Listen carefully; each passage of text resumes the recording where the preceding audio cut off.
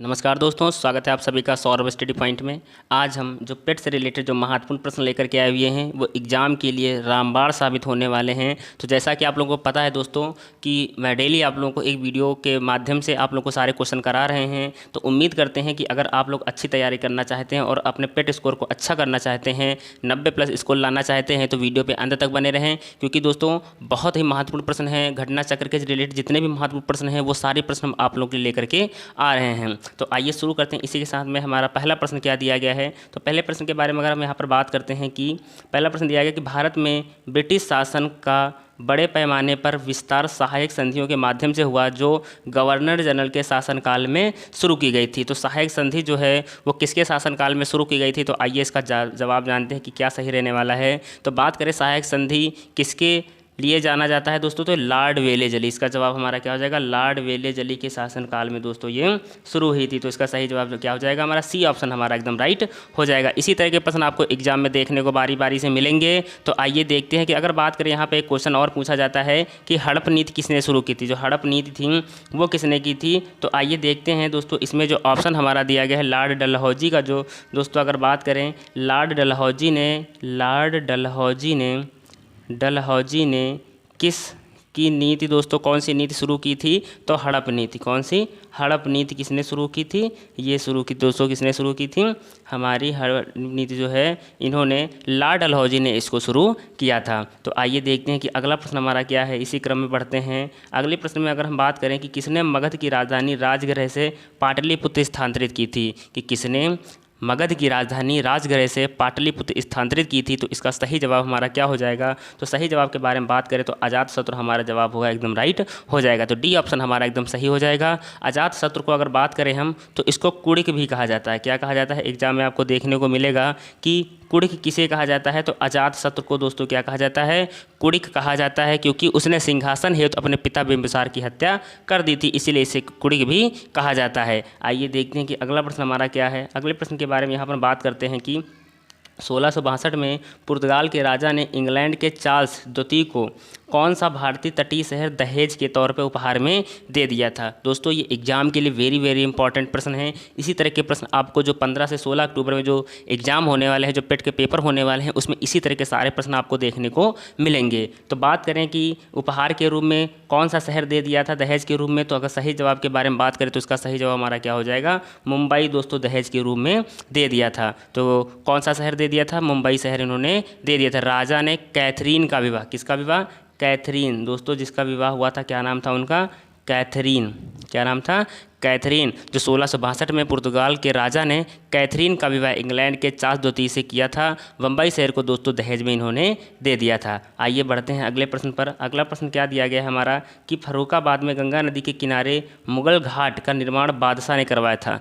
किसने करवाया था। तो इसका सही जवाब हमारा क्या रहने वाला है। तो सही जवाब हमारा हो जाएगा औरंगजेब। किसने करवाया था, औरंगजेब ने जो है वो मुगल घाट का निर्माण गंगा नदी के किनारे इन्होंने करवाया था फर्रुखाबाद में दोस्तों। इसी तरह के प्रश्न दोस्तों एग्जाम में आपको बारी बारी से देखने को मिलेंगे। तो उम्मीद करते हैं कि आप लोगों को ये प्रश्न बहुत अच्छे से समझ में आ रहे होंगे। आइए देखते हैं कि पानीपत का प्रथम युद्ध निम्नलिखित में से किनके मध्य हुआ था। हमको बताना है कि जो पानीपत का प्रथम युद्ध हुआ था वो किनके किनके बीच में हुआ था। तो इसका सही जवाब हमारा क्या हो जाएगा। तो सही जवाब अगर बात करें तो इब्राहिम लोदी और बाबर के बीच में हुआ था। तो इब्राहिम लोदी और बाबर के बीच में पानीपत का प्रथम युद्ध हुआ था। और इसका कभी कभी ईयर भी आपको देखने को मिल सकता है। तो अगर बात करें ईयर की तो 21 अप्रैल 1526 को कब हुआ था, 21 अप्रैल 1526 को दोस्तों ये युद्ध हुआ था। आइए बढ़ते हैं अगले प्रश्न पर। अगला प्रश्न हमारा क्या दिया गया दोस्तों, कम समय में जो हम आपको अधिक प्रश्न करा रहे हैं एग्जाम में, आपको ये बहुत ही हेल्प करने वाले हैं प्रश्न। यही सारे प्रश्न दोस्तों एग्जाम में आपको देखने को बराबर मिलेंगे। तो आइए अगर बात करें कि निम्नलिखित में से कौन सा कथन सत्य सही है,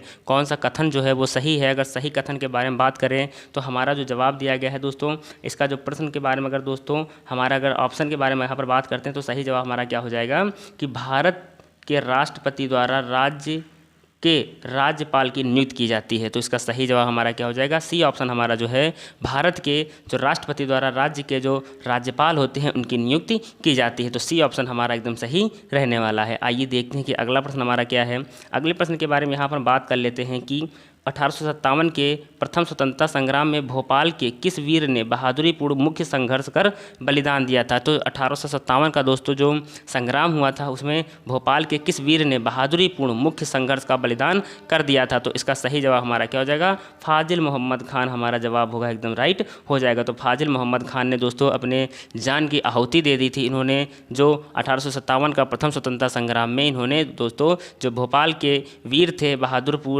पूर्ण दोस्तों इन्होंने जो अपना बलिदान दे दिया था, फाजिल मोहम्मद खान जी थे। आइए देखते हैं कि अगला प्रश्न हमारा क्या है। अगले प्रश्न के बारे में बात करें दोस्तों, जो फटाफट रिवीजन आप लोगों को करा रहे हैं ये एग्जाम में आपको बहुत ही हेल्प करने वाले हैं, तो वीडियो पे अंत तक बने रहें। और जो भी बच्चे अभी इस चैनल पर नए हैं चैनल को सब्सक्राइब कर लीजिएगा, क्योंकि आपको डेली महत्वपूर्ण दोस्तों प्रश्न देखने को मिलेंगे। जी के जीएस के जो दोस्तों जितने भी महत्वपूर्ण प्रश्न होंगे सारे प्रश्न हम आप लोगों के लिए लेकर के आएंगे। उम्मीद करते हैं कि आपको पेट में अच्छा स्कोर मिले। तो आइए बात करें अगले प्रश्न की कि भारत की संसद द्वारा हिंदू विवाह अधिनियम कब लागू किया गया था? भारत की संसद द्वारा हिंदू विवाह अधिनियम जो है वो कब लागू किया गया था? तो इसका सही जवाब हमारा क्या हो जाएगा? तो दोस्तों 1955 में इसको लागू किया गया। तो हिंदू विवाह अधिनियम कब लागू किया गया था? 1955 में लागू किया गया था। आइए बढ़ते हैं अगले प्रश्न पर।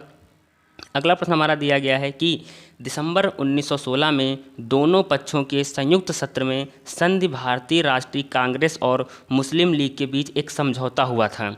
दोस्तों मुस्लिम जो लीग के बीच एक समझौता हुआ था वो किसके किसके बीच में हुआ था? तो बात करें तो ये लखनऊ समझौता के नाम से इसको हम जानते हैं। तो इसका सही जवाब हमारा क्या हो जाएगा? लखनऊ हमारा जवाब हो जाएगा। तो दिसंबर 1916 में दोनों पक्षों के संयुक्त सत्र में लखनऊ संधि भारतीय राष्ट्रीय कांग्रेस और मुस्लिम लीग के बीच एक समझौता हुआ था। आइए बढ़ते हैं अगले प्रश्न पर। अगला प्रश्न हमारा क्या दिया गया है? अगर बात करें तो बंगाल का विभाजन 1905 ब्रिटिश वायसराय के द्वारा किया गया था। तो बंगाल का विभाजन जब 1905 में हुआ था वो किस वायसराय के द्वारा किया गया था? तो सही जवाब हमारा क्या हो जाएगा दोस्तों?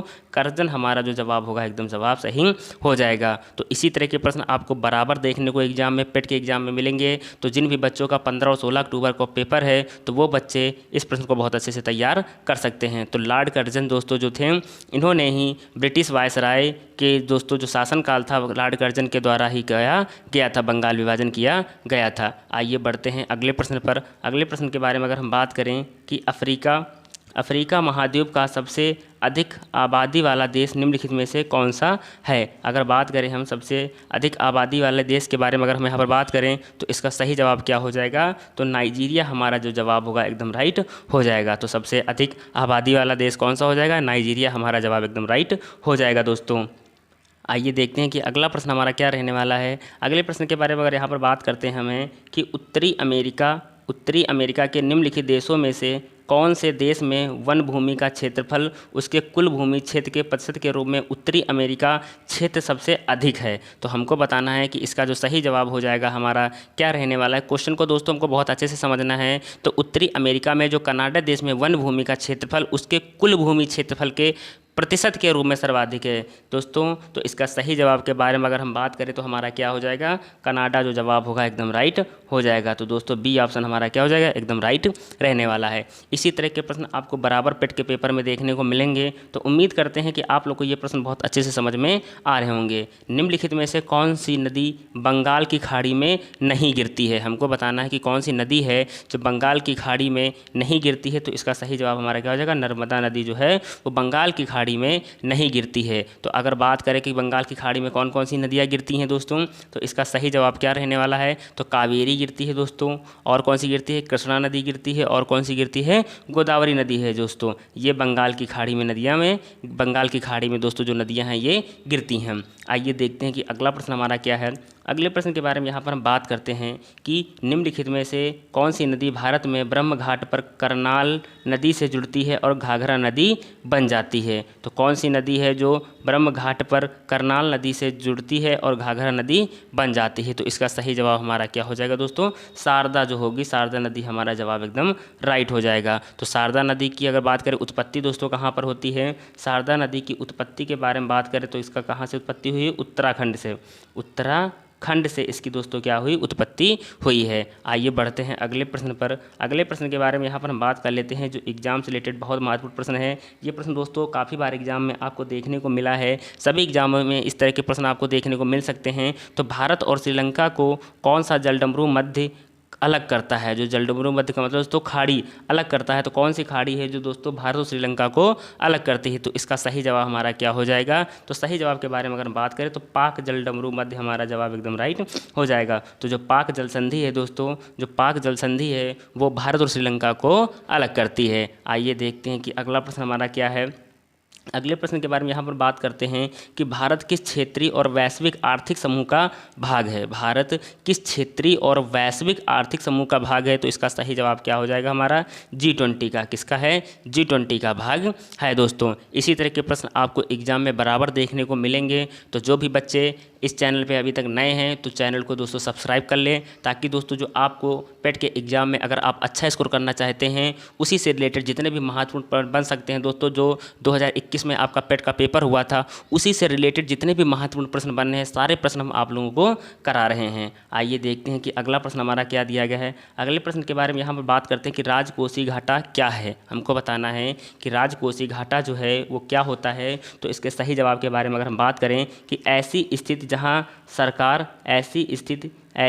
जहां सरकार की आय और कर प्राप्तियां उसके व्यय की पूर्ति करने में विफल हो जाती हैं, उसे हम लोग क्या बोलते हैं? राजकोषीय घाटा बोलते हैं। तो ए ऑप्शन हमारा क्या हो जाएगा दोस्तों? एकदम सही रहने वाला है। आइए बढ़ते हैं अगले प्रश्न पर। अगला प्रश्न हमारा क्या दिया गया है, तो आइए देखते हैं कि सब्सिडी का उद्देश्य है। हमको बताना है कि सब्सिडी का उद्देश्य क्या हो जाएगा दोस्तों। तो इसके जो 5 ऑप्शन दिए गए हैं, पाँचों ऑप्शन में से हमारा कौन सा जवाब सही हो जाएगा? तो अगर बात करें जो हमारा नीचे और ऑप्शन दिए गए हैं दोस्तों, तो डी ऑप्शन हमारा दोस्तों सही हो जाएगा। डी ऑप्शन हमारा क्या हो जाएगा? राइट हो जाएगा। तो दोस्तों पहला, दूसरा, तीसरा, चौथा और पाँचवा, तो पाँचों जो हमारे दोस्तों इसमें जो ऑप्शन दिए गए हैं, पाँचों हमारे जो ऑप्शन होंगे वो एकदम सही हो जाएंगे। तो दोस्तों जितने भी ऑप्शन होंगे हमारे क्या हो जाएंगे? सही हो जाएंगे। उत्पादक बढ़ाना, सब्सिडी का उद्देश्य क्या होता है दोस्तों? उत्पादकता बढ़ाना हो जाएगा। तकनीक का बढ़ावा देना, अवसंरचनात्मक विकास, निर्यात का बढ़ावा देना और किसानों का लाभ। तो पांचों ऑप्शन हमारे क्या हो जाएंगे दोस्तों? एकदम राइट हो जाएंगे। आइए बढ़ते हैं अगले प्रश्न पर। इसी के साथ में अगला प्रश्न हमारा क्या दिया गया है कि यथा मूल्य कर का तात्पर्य है। हमको बताना है कि यथा मूल्य कर का जो तात्पर्य है वो निम्नलिखित में से क्या है? तो इसका सही जवाब क्या हो जाएगा? तो आइए जानते हैं। सही जवाब के बारे में अगर हम बात करें तो क्या हो जाएगा? ए ऑप्शन हमारा जो पहला ऑप्शन है वो हमारा एकदम राइट हो जाएगा। तो बाजार के लिए जाने वाले मूल्य पर कर लगाना, बाजार के लिए जाने वाले मूल्य पर जो कर लगाना होता है उसको हम लोग क्या बोलते हैं? यथा मूल्य से इसका तात्पर्य दोस्तों होता है। आइए बढ़ते हैं इसी के साथ में हम अगले प्रश्न के। दोस्तों कम समय में जो हम आप लोगों को जो ये 50 क्वेश्चन करा रहे हैं, उम्मीद करते हैं कि आपको पेट में अच्छा स्कोर मिलेगा। तो आइए देखते हैं कि अगला प्रश्न हमारा क्या है कि निम्नलिखित में से कौन सा जनसंख्या की वृद्धि की दर कई कार्य हैं। हमको बताना है कि कौन से जनसंख्या की वृद्धि दर के कार्य हैं। तो दोस्तों कौन से कार्य हो जाएंगे? तो अगर सही जवाब के बारे में बात करें तो हमारा क्या हो जाएगा?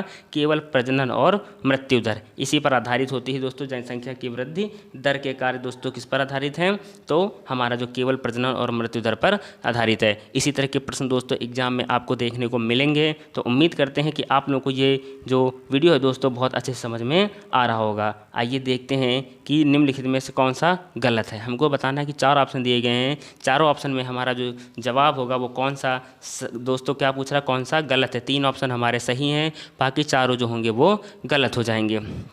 तो हमको बताना है तो इसका जो सही जवाब हो जाएगा हमारा दोस्तों क्या हो जाएगा? तो अगर सही जवाब के बारे में हम यहाँ पर बात करें तो हमारा जो डी ऑप्शन है, डी ऑप्शन अगर बात करें कि 30 वर्ष की आयु के व्यक्ति को राज्यपाल बन सकता है। तो दोस्तों ये जो हमारा जो कौन सा गलत ऑप्शन है, तो 30 वर्ष की आयु का व्यक्ति जो है वो राज्यपाल बन सकता है, ये जवाब हमारा गलत है। अगर सही के बारे में बात करें तो राज्यपाल राष्ट्रपति द्वारा नियुक्त किया जाता है, सही है। राष्ट्रपति के प्रसाद पर्यंत राज्यपाल का कार्यकाल रहता है, सही है। राज्यपाल राष्ट्रपति को अपना त्यागपत्र सौंपता है। तो ये भी हमारा जो दोस्तों जो तीनों जवाब होंगे हमारे क्या हो जाएंगे? सही हो जाएंगे। क्वेश्चन में क्या रहता है कि निम्न में से कौन सा गलत है, तो हमारा डी ऑप्शन जो होगा वो एकदम गलत हो जाएगा। आइए बढ़ते हैं इसी के साथ में हम अगले प्रश्न पर। अगला प्रश्न हमारा क्या दिया गया है, तो आइए जानते हैं। अगला प्रश्न है कि भारत के केंद्रीय रेल मंत्री को सलाह पर द्वारा नियुक्त किया जाता है। किसके सलाह पर नियुक्त किया जाता है दोस्तों? तो भारत के केंद्रीय रेल मंत्री को दोस्तों प्रधानमंत्री की, किसके? प्रधानमंत्री की सलाह पर राष्ट्रपति के द्वारा, प्रधानमंत्री की सलाह पर राष्ट्रपति के द्वारा दोस्तों क्या किया जाता है? इनको नियुक्त किया जाता है। तो आइए बढ़ते हैं इसी के साथ में अगले प्रश्न पर। अगला प्रश्न हमारा है कि निम्न में से कौन सा सही है। 4 ऑप्शन दिए गए हैं, हमको बताना है कि चारों में से कौन सा हमारा जो जवाब होगा वो एकदम राइट हो जाएगा। तो अगर बात करें कि जाकिर हुसैन भारत के पहले मुस्लिम राष्ट्रपति थे, तो दोस्तों हमारा पहला ऑप्शन क्या हो जाएगा, सही हो जाएगा। तो जाकिर हुसैन जो है वो भारत के पहले मुस्लिम राष्ट्रपति थे। बाकी जो हमारे दोस्तों ऑप्शन है वो गलत हो जाएंगे। तो सही जवाब हमारा क्या हो जाएगा, ए ऑप्शन हमारा जो होगा वो एकदम राइट हो जाएगा। आइए बढ़ते हैं अगले प्रश्न पर। अगला प्रश्न हमारा क्या दिया गया है, तो आइए जानते हैं कि भारत के संविधान का निम्नलिखित में से कौन सा भाग नागरिकता से संबंधित है। हमको बताना है कि जो भारतीय संविधान का कौन सा भाग है वो नागरिकता से संबंधित है। तो सही जवाब के बारे में अगर हम बात करें तो हमारा क्या हो जाएगा, भाग 2 जो है वो नागरिकता से संबंधित है दोस्तों। और ये 0 से 5 तक, कहाँ से, आर्टिकल 05 से दोस्तों 11 तक संबंधित है। कहाँ तक, 05 से 11 तक आर्टिकल संबंधित है दोस्तों, नागरिकता से संबंधित है। आइए बढ़ते हैं अगले प्रश्न पर। अगला प्रश्न हमारे दिया गया है कि दांतों की वर्धिता छवि को देखने के लिए दंत चिकित्सकों द्वारा उपयोग किया जाता है। तो कौन सा दर्पण उपयोग किया जाता है, तो हमको बताना है। तो इसका सही जवाब हमारा क्या हो जाएगा दोस्तों, अवतल दर्पण हमारा जवाब एकदम राइट हो जाएगा। तो 26 का ए ऑप्शन हमारा क्या हो जाएगा, एकदम राइट रहने वाला है। आइए बढ़ते हैं अगले प्रश्न पर। अगला प्रश्न हमें दिया गया है कि संयुक्त राष्ट्र द्वारा पीने, धोने, खाना पकाने और उचित स्वच्छता को बनाए रखने के लिए अनुशंसित न्यूनतम पानी की मात्रा प्रति व्यक्ति प्रतिदिन लीटर है। कितने प्रति लीटर है दोस्तों डेली, अगर वो व्यक्ति पीने, धोने और खाना पकाने, उचित स्वच्छता को बनाए रखने के लिए उसको प्रतिदिन कितने लीटर की पानी की आवश्यकता होती है। तो इसका सही जवाब हमारा क्या हो जाएगा दोस्तों, 50 लीटर। तो 50 लीटर हमारा जो जवाब होगा क्या हो जाएगा, एकदम राइट रहने वाला है। तो आइए बढ़ते हैं इसी के साथ में हम अगले प्रश्न पर। अगला प्रश्न हमें दिया गया है कि मृत जीवों और जानवरों को खाद मिट्टी में परिवर्तित करने वाले सूक्ष्म जीवों को किस नाम से जाना जाता है। तो सूक्ष्म जीवों को किस नाम से जाना जाता है, तो इसका सही जवाब हमारा क्या हो जाएगा, अपघटन करने वाले। क्या हो जाएगा, अपघटन करने वाले हमारा जो जवाब होगा वो एकदम सही हो जाएगा। तो दोस्तों आप लोगों को ये वीडियो कैसा लगा, आप लोग हमें लाइक कमेंट करके बता सकते हैं कि ये आप लोगों को वीडियो कैसे लगे। जो प्रश्न हैं वो एग्ज़ाम के लिए बहुत ही इंपॉर्टेंट हैं। तो उम्मीद करते हैं कि अगर आप लोग 90+ स्कोर करना चाहते हैं तो दोस्तों वीडियो पे अंत तक बने रहें, क्योंकि जितने भी मैं आप लोगों को ये प्रश्न करा रहा हूँ वो एग्ज़ाम के लिए वेरी वेरी इंपॉर्टेंट प्रश्न रहने वाले हैं। आइए बढ़ते हैं इसी के साथ में हम अगले प्रश्न पर। अगला प्रश्न हमारे दिया गया है कि विषाणु के कारण निम्न में से कौन सी बीमारी होती है। हमको बताना है कि विषाणु के कारण जो है निम्नलिखित में से कौन सी बीमारी होती है। तो इसका सही जवाब क्या हो जाएगा, इन्फ्लुएंजा जो हमारा जवाब होगा वो एकदम राइट हो जाएगा। आइए देखते हैं कि अगला प्रश्न हमें क्या दिया गया है कि पेड़ पौधों में निषेचन के बाद अंडाशय परिवर्तित होता है।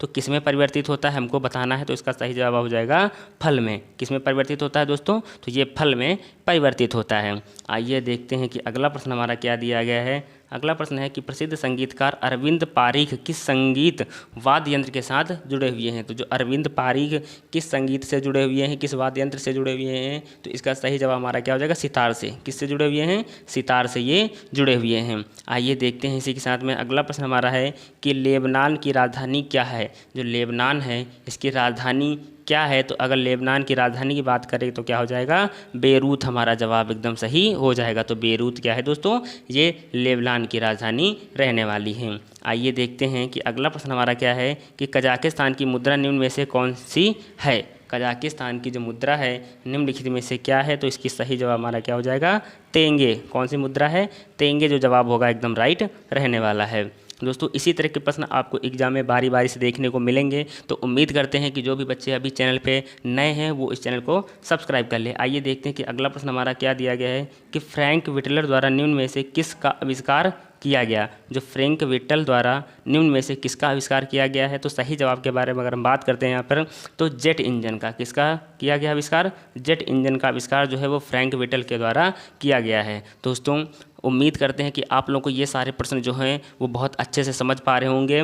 और अगर आप अच्छा स्कोर करना चाहते हैं पेट के एग्ज़ाम में तो दोस्तों वीडियो पे अंत तक बने रहें, ताकि जितने भी महत्वपूर्ण प्रश्न हैं वो सारे प्रश्न आप लोग एग्ज़ाम में अटैम्प्ट कर सकें। तो आइए देखते हैं कि संयुक्त राष्ट्र द्वारा मानवाधिकारों की सार्वभौमिक घोषणा को चिन्हित करने के लिए हर वर्ष किस तिथि को अंतर्राष्ट्रीय मानवाधिकार दिवस मनाया जाता है। हमको बताना है कि अंतर्राष्ट्रीय मानवाधिकार जो दिवस है वो किस तिथि को मनाया जाता है। तो इसका सही जवाब हमारा क्या हो जाएगा, 10 दिसंबर को। कब मनाया जाता है, 10 दिसंबर को अंतर्राष्ट्रीय मानवाधिकार दिवस मनाया जाता है।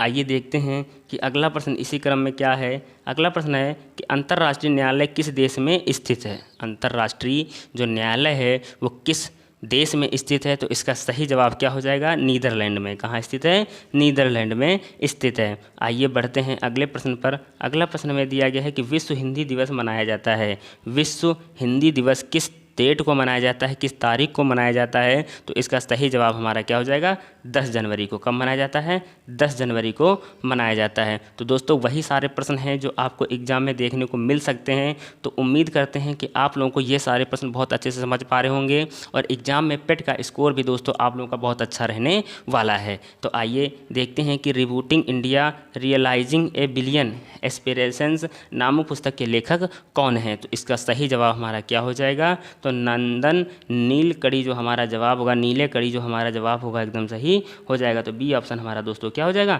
राइट हो जाएगा। बी ऑप्शन हमारा एकदम सही रहने वाला है। आइए देखते हैं कि अगला प्रश्न क्या है। अगला प्रश्न है कि निम्नलिखित में से कौन सी जॉर्डन की राजधानी है। हमको बताना है कि निम्नलिखित में से कौन सी जो है वो जॉर्डन की राजधानी है। तो जॉर्डन की कौन सी राजधानी हो जाएगी, तो इसका सही जवाब हमारा हो जाएगा अम्मान। जॉर्डन की राजधानी क्या हो जाएगी, अम्मान रहने वाली है। तो दोस्तों आइए बढ़ते हैं अगले प्रश्न पर। अगला प्रश्न दिया गया है कि निम्नलिखित में से कौन सी मंगोलिया की मुद्रा है। हमको बताना है कि मंगोलिया की मुद्रा निम्नलिखित में से क्या रहने वाली है। तो इसका सही जवाब हमारा क्या आ जाएगा, तोगरोग। कौन सी हो जाएगी, तोगरोग जवाब होगा हमारा एकदम सही रहने वाले हैं। तो आइए बढ़ते हैं अगले प्रश्न पर। अगला प्रश्न है कि निम्नलिखित में से कौन सी प्रथम महिला वकील है जो सीधे वकील संघ से सर्वोच्च न्यायालय की न्यायाधीश बनी है। जो प्रथम महिला वकील जो सीधे वकील संघ से सर्वोच्च न्यायालय की न्यायाधीश बनी है। दोस्तों ये इंपॉर्टेंट प्रश्न है, आपको एग्जाम में देखने को मिल सकता है। तो दोस्तों कौन है दो, इसका सही जवाब हमारा क्या हो जाएगा दोस्तों, इंदु मल्होत्रा जो हैं दोस्तों वो वकील से, प्रथम महिला वकील से सीधे वकील संघ से सर्वोच्च न्यायालय की न्यायाधीश बनी हैं। तो दोस्तों आइए देखते हैं कि अगला प्रश्न हमारा क्या दिया गया है। अगले प्रश्न के बारे में हम बात करें अगर यहाँ पर कि उत्तरी ध्रुव पर पहुंचने वाला प्रथम मानव कौन था। उत्तरी ध्रुव पर पहुंचने वाला प्रथम मानव कौन था, तो सही जवाब हो जाएगा रॉबर्ट पियरे। उत्तरी ध्रुव पर पहुंचने वाला जो दोस्तों प्रथम मानव था वो रॉबर्ट पियरे था। आइए देखते हैं इसी क्रम में अगला प्रश्न हमारा क्या है। अगला प्रश्न है कि भारत की सबसे बड़ी सुरंग जवाहर सुरंग स्थित है। हमको बताना है कि जो भारत की सबसे बड़ी सुरंग है जवाहर सुरंग वो कहाँ पर स्थित है। तो इसका सही जवाब हमारा क्या हो जाएगा, जम्मू कश्मीर में स्थित है। कहाँ पर स्थित है, जम्मू कश्मीर में स्थित है। और दोस्तों इस तरह के जो प्रश्न हैं एग्जाम में आपको बारी बारी से देखने को मिल सकते हैं। तो दोस्तों अगर हम बात करें जवाहर सुरंग के बारे में, अगर हम बात करें कि जो जवाहर सुरंग है वो जम्मू कश्मीर में स्थित एक सड़क सुरंग है। कौन सी, सड़क सुरंग है। और इसे बनिहाल सुरंग के नाम से भी जाना जाता है। किस नाम से, बनिहाल सुरंग के नाम से इसको जाना जाता है। दोस्तों बनिहाल सुरंग के नाम से भी इसको जाना जाता है। और यह सुरंग जो है वो श्रीनगर को जम्मू से जोड़ती है। किसको जोड़ती है, श्रीनगर को किससे जोड़ती है दोस्तों, जम्मू से जोड़ती है। एग्जाम में आपको ये प्रश्न भी देखने को मिल सकता है कि श्रीनगर को जम्मू से कौन सी सुरंग जोड़ती है। तो आप लोग जवाहर सुरंग इसका टिक कर सकते हैं। तो आइए देखते हैं कि अगला प्रश्न हमारा क्या दिया गया है। अगला प्रश्न है कि चंडीगढ़ के रॉक गार्डन की सृजनकर्ता हैं। किसने इसका दोस्तों बनाया था, जो रॉक गार्डन है किसने इसकी नींव रखी थी। तो इसका सही जवाब क्या है दोस्तों, तो आइए जानते हैं। तो इसका सही जवाब हो जाएगा नेक चंद, जो जवाब होगा एकदम राइट हो जाएगा। तो रॉक गार्डन की दोस्तों नींव किसने रखी थी, तो नेक चंद जी ने इसकी नींव रखी थी। और अगर बात करें ये कितने में बना हुआ है, तो 40 एकड़ में बना हुआ है। कितने में, 40 एकड़ में दोस्तों ये फैला हुआ। और ये सुखना झील के निकट है। कहाँ पर, सुखना लेक, सुखना झील है जो दोस्तों चंडीगढ़ में, उसी के पड़ोस में दोस्तों ये निकट में स्थित है। आइए देखते हैं कि अगला प्रश्न हमारा क्या दिया गया है। अगला प्रश्न हमें दिया गया है कि भारतीय राष्ट्रगान के पूर्व रूपांतरण को बजाने में कितना समय लगता है। तो दोस्तों अगर हम राष्ट्रगान के बारे में बात करें बजाने में कितना समय लगता है, तो 52 सेकेंड। कितना समय लगता है, 52 सेकेंड का समय लगता है।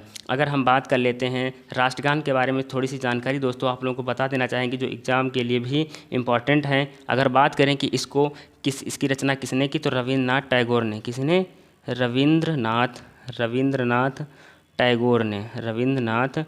टैगोर ने दोस्तों इसकी रचना की। और पहली बार ये कब गाया गया दोस्तों, यह गीत कब गाया गया, तो कलकत्ता में दोस्तों, कलकत्ता में 28 28 दिसंबर 1911 को जो है ये कलकत्ता में पहली बार दोस्तों गाया गया था। आइए देखते हैं कि अगला प्रश्न हमारा क्या दिया गया है कि सियाचिन हिमनदी स्थित है। हमको बताना है जो सियाचिन हिमनदी है वो दोस्तों कहाँ पर स्थित है। तो इसका सही जवाब हो जाएगा हमारा काराकोरम श्रेणी में। कहाँ पर स्थित है? काराकोरम श्रेणी में सियाचिन हिमनदी स्थित है। आइए देखते हैं कि अगला प्रश्न हमारा क्या है। अगले प्रश्न के बारे में अगर हम बात कर लेते हैं यहाँ पर कि मानचित्र में समुद्र के समान गहराइयों को जोड़ने वाली रेखाओं को कहते हैं। तो क्या कहते हैं? मानचित्र में जो समुद्र की समान गहराइयों को जोड़ने वाली रेखाएं होती हैं उसको हम लोग क्या कहते हैं? तो इसका सही जवाब हमारा क्या हो जाएगा दोस्तों?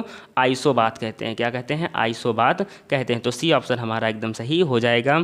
आइए देखते हैं कि अगला प्रश्न हमारा क्या है। अगले प्रश्न के बारे में बात कर लेते हैं कि निम्नलिखित में से किस विकल्प में सभी शहर कुंभ मेले से संबंधित है। हमको बताना है कि जो कुंभ मेला लगता है किस किस शहर में कुंभ मेला लगता है। तो इसका सही जवाब क्या हो जाएगा? तो आइए जानते हैं। तो इसका सही जवाब हो जाएगा सी ऑप्शन हमारा सही हो जाएगा। तो दोस्तों ये हरिद्वार, प्रयाग, उज्जैन और नासिक में चारों जगह पर कुंभ मेला संबंधित है। आइए देखते हैं कि अगला प्रश्न हमारा क्या है। अगले प्रश्न के बारे में हम बात कर लेते हैं कि जापान की संसद कहलाती है। जापान की जो संसद है वो क्या कहलाती है? तो हमको बताना है। तो इसका सही जवाब क्या हो जाएगा हमारा? डाइट जो जवाब होगा एकदम राइट हो जाएगा। तो जापान की संसद क्या कहलाती है? डाइट कहलाती है। आइए बढ़ते हैं अगले प्रश्न पर। अगला प्रश्न में दिया गया है कि निम्नलिखित में से कौन सा देश राष्ट्र संघ का सदस्य नहीं बना। हमको बताना है कि जो कौन सा ऐसा देश है राष्ट्र संघ का जो सदस्य नहीं बना है। तो इसका सही जवाब क्या हो जाएगा? संयुक्त राज्य अमेरिका जवाब हमारा एकदम राइट हो जाएगा। तो दोस्तों अगर बात करें संयुक्त राज्य जो राष्ट्र संघ का मुख्यालय है वो कहाँ पर है? राष्ट्र संघ का जो मुख्यालय है वो कहाँ पर हो जाएगा? जिनेवा के अंदर है। कहाँ पर बना हुआ है? जिनेवा के अंदर स्थित है। तो दोस्तों इसी तरह के प्रश्न जो है वो एग्जाम में आपको बारी बारी से देखने को मिलेंगे। तो उम्मीद करते हैं कि आप लोग को ये जो प्रश्न हैं वो बहुत अच्छे से समझ में आए होंगे। और पेट में अगर आप 90+ स्कोर करना चाहते हैं दोस्तों तो वीडियो पे अगर अंत तक बने रहें तो दोस्तों उम्मीद है कि आप लोगों को पेट में अच्छा स्कोर देखने को मिलेगा। और जो भी बच्चे अभी इस चैनल पर नए हैं तो प्लीज़ चैनल को सब्सक्राइब कर लीजिएगा। धन्यवाद।